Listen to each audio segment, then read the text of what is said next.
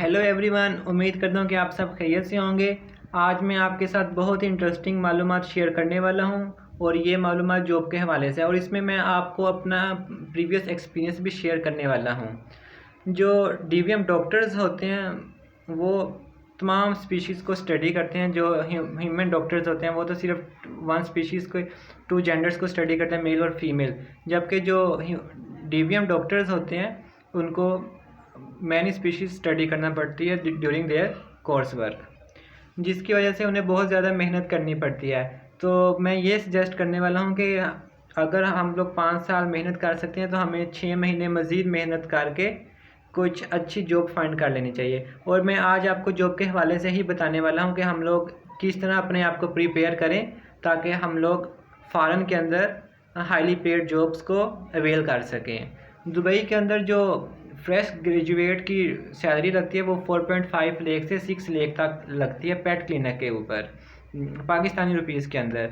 और अगर दरहम में उनकी सैलरी को हम लोग बताएं तो फिर वो 10,000 दरहम से लेके 13,000 दरहम तक डीवीएम डॉक्टर की सैलरी लगती है। लेकिन ये इतना आसान प्रोसेस नहीं होता है, इससे पहले बहुत से टेस्ट देने पड़ते हैं, इंटरव्यूज़ होते हैं, और जो कैंडिडेट वो टेस्ट इंटरव्यू पास कर लेता है तो वो ही इस जॉब के लिए अहल होता है। तो वो जो इंटरव्यूज़ या टेस्ट होते हैं ज़्यादा मुश्किल नहीं होते।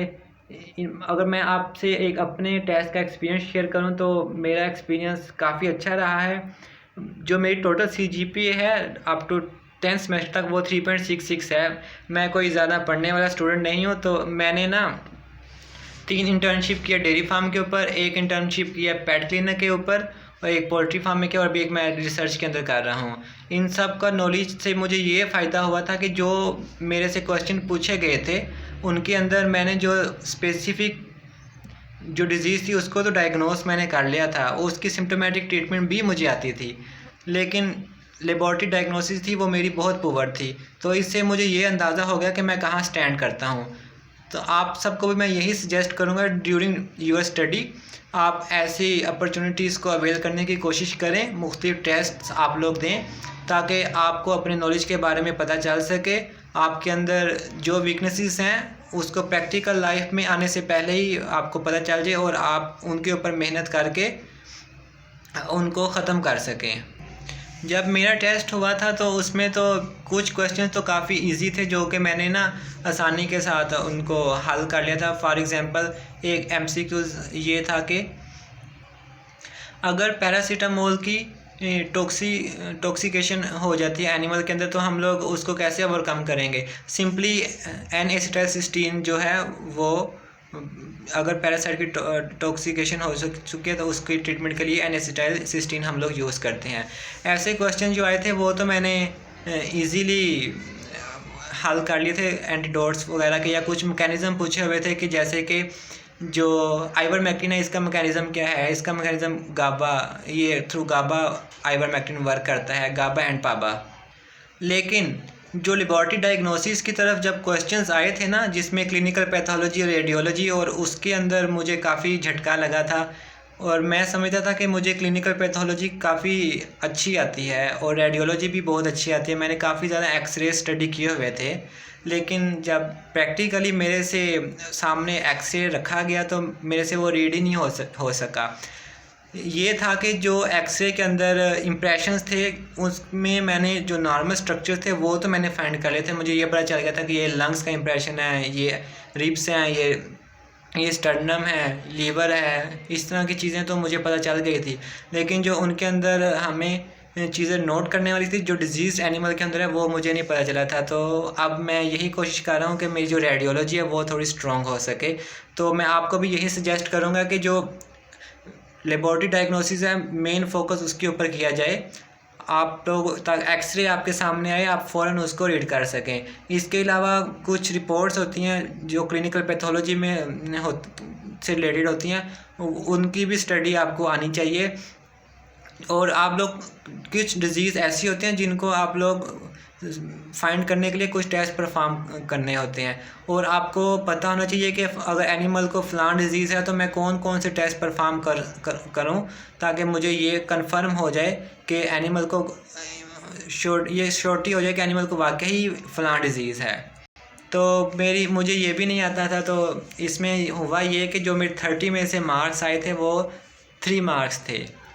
तो वो जो 3 नंबर मुझे दिए थे वो भी उन्होंने, जो मैंने डिज़ीज़ डायग्नोस की थी उसके मुझे नंबर मिले थे, लेकिन उसके आगे जो मैंने ट्रीटमेंट की थी, सिम्टोमेटिक ट्रीटमेंट मुझे बहुत अच्छी आती है, लेकिन उसके नंबर नहीं मुझे मिले। उसके अलावा क्वेश्चन पूछे हुए थे कि कौन सा टेस्ट आप परफॉर्म करेंगे इसको कन्फर्म करने के लिए, वो मुझे नहीं आते थे।